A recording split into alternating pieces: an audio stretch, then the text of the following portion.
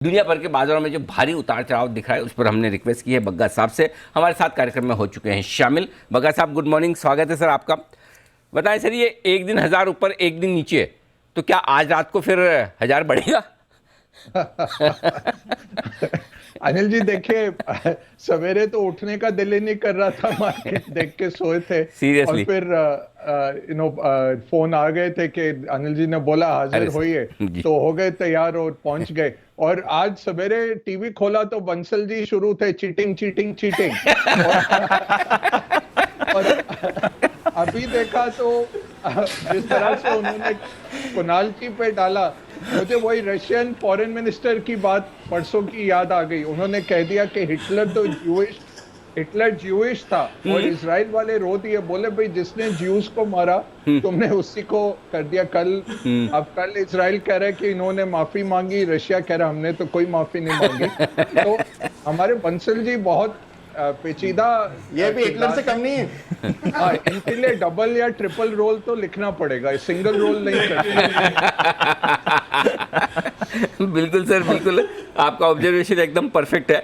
अब सर बताएं, क्या हो रहा है अमेरिकी बाजारों में, इतना उतार चढ़ाव क्यों?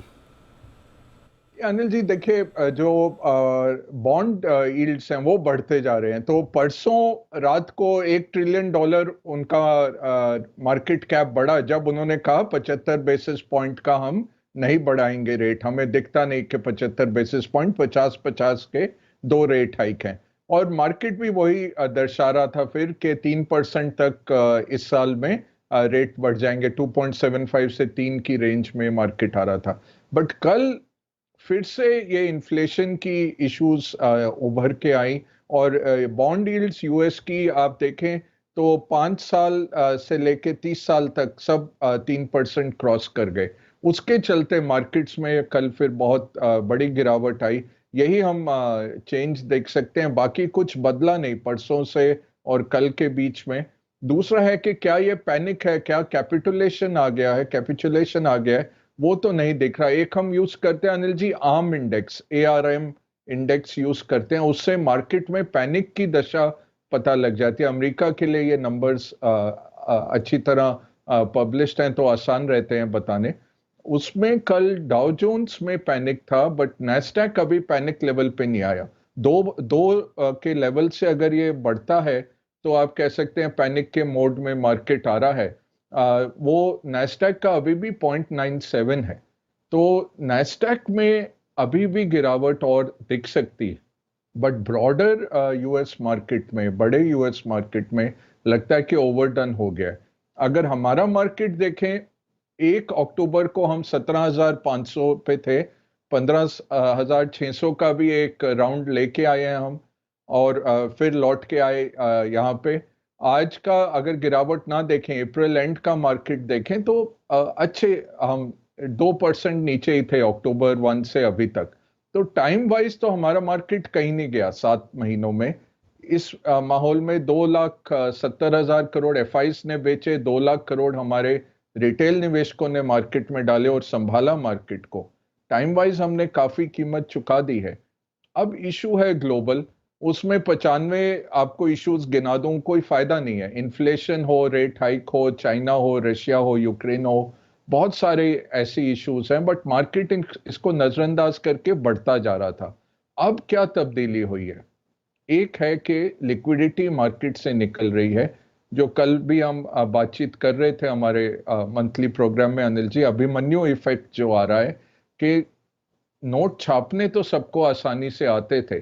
2000 में जो $2 ट्रिलियन की बैलेंस शीट थी, 4 प्रमुख सेंट्रल बैंक्स की, ECB, जापान, चाइना और अमेरिका, $2 ट्रिलियन से 6 ट्रिलियन हो गया था 2008 में। वो 2010 से अगर कम करना शुरू करते तो बेहतर रहता। उसके सामने 2020 का जब संकट आया तो और नोट छापे गए। आज वो बैलेंस शीट $30 ट्रिलियन से ज्यादा है, और वो बिल्कुल अनसस्टेनेबल है। तो बड़े मैक्रो ट्रेंड्स देखें तो मार्केट इतने अच्छे नहीं लगते, क्योंकि इंटरेस्ट रेट का 40 साल का साइकिल चेंज हो रहा है। कमोडिटीज का सुपर साइकिल पिछले साल शुरू हुआ है, वो कम होते दिखता नहीं। तेल हमें $150 दिख रहा है अगले 1 साल में हिट करते हुए, जो भारत के लिए बहुत ही संगीन डेवलपमेंट हो जाती है। तो on a broader scale markets के लिए मुश्किल है। क्यों मैं अभी भी ऑप्टिमिस्टिक हूं? 7 महीने ये मार्केट कहीं नहीं गया। बहुत टाइम वाइज करेक्शन काफी देर तक हम बैठे हुए देख रहे हैं। फंडामेंटल्स क्या बहुत बिगड़े हैं? नहीं। भारत 6 से 7% ग्रो करेगा ही। नॉमिनली आप उसमें 6 से 7% की इन्फ्लेशन लगा दें तो 14 से 15% अर्निंग्स ग्रोथ दिखती है मुश्किल माहौल में भी। तो ये मार्केट बढ़ेगा, बट अभी जो अंकुश है इस पे ग्लोबल बाजारों से है, एफआईज की सेलिंग से है, वो कब ठहरेगा? जब डॉलर थोड़ा पीक आते दिखेगा, और वो लगता है कि हो जाना चाहिए। कल फिर से डॉलर बढ़ा, 20 साल के ऊपरी स्तर पे डॉलर पहुंच गया है। लगभग बिल क्लिंटन के टाइम के लेवल्स डॉलर इंडेक्स दिखा रहा है। वो सस्टेनेबल नहीं है, अमेरिका की इकोनॉमी के लिए सस्टेनेबल नहीं है। तो कहीं ना कहीं कुछ मूवमेंट आएगी फेड की, या तो वो बाकी कंट्रीज के ऊपर डालेंगे भार के जी। आप भी रेट बढ़ाइए। वो डॉलर जब पीक होता है तब आप सोच सकते हैं कि आउटफ्लोज थोड़े रुकेंगे भारत से। अभी वो कहना मुश्किल है, हो सकता है 1 महीना 3 महीना लग जाए। वो बहुत अहम रहेगा अनिल जी। परसों तो रात को अमेरिकी बाजार खुश हुए कि चलो 0.5% नहीं बढ़ा रहे हैं ब्याज दरें, और कल इसी बात से दुखी हुए कि अगर 0.5% नहीं बढ़ा रहे हैं, आधा आधा परसेंट बढ़ाएंगे तो इन्फ्लेशन कंट्रोल में नहीं होगा। तो ये दोनों तरफ की जो अलग अलग विचारधारा है, हम सुबह बात भी कर रहे थे, समझ भी नहीं आ रहा है। दूसरी चीज़ ये कि इंग्लैंड ने भी ब्याज दरें बढ़ा दी और साथ में ये बोला कि इस साल के अंत तक रिसेशन में चले जाएंगे। तो ये जितना तेज़ी से ब्याज दरें बढ़ा रहे हैं, क्या ग्रोथ का, रिसेशन का खतरा है? और उस हिसाब से फिर मार्केट क्या और कमज़ोर हो सकते हैं, उस फैक्टर को देखते हुए जरा इस पर बताएं सर। जी अनिल जी, यही मेन कारण यही है कि चाइना ऑलरेडी स्लो डाउन में है, और ये रेट्स बढ़ाने से ग्लोबल इकोनॉमी भी स्लो डाउन में आती है। दूसरा है कि जो लिक्विडिटी ये निकालेंगे, बैलेंस शीट बहुत बड़ी हुई है, तो जो 47 $47.5 बिलियन डॉलर्स अगले 3 महीने जून जुलाई अगस्त और सितंबर से 95 बिलियन डॉलर्स हर महीने निकालेगा फेड। इससे क्या है कि एक साल में आप नियरली $1 ट्रिलियन अमेरिकन इकोनॉमी से निकालते हैं। तो मार्केट्स यही कह रहे हैं कि इसका क्या असर रहेगा। सिटी बैंक की एक रिपोर्ट थी जो उन्होंने कहा कि अगर $1 ट्रिलियन निकालते जाते हैं तो मार्केट 10% नीचे आ सकते हैं। तो यही हम सोच रहे थे कि इतना रेट हाइक भी नहीं कर पाएंगे क्योंकि इकोनॉमी स्लो डाउन शुरू हो जाएगा। दूसरा हम यही सोच रहे थे लिक्विडिटी निकालनी रेट हाइक के साथ ये अनप्रेसिडेंटेड है, और इस लेवल पे, इस लेवल की $30 ट्रिलियन की बैलेंस शीट किसी ने नहीं देखी कभी।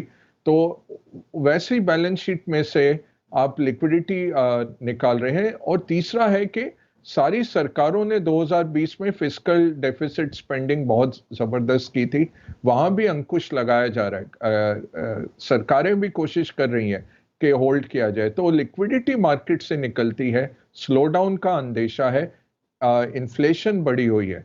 तो इसलिए ऑलरेडी मार्केट्स काफी उससे हिले पड़े हैं, विचलित हैं।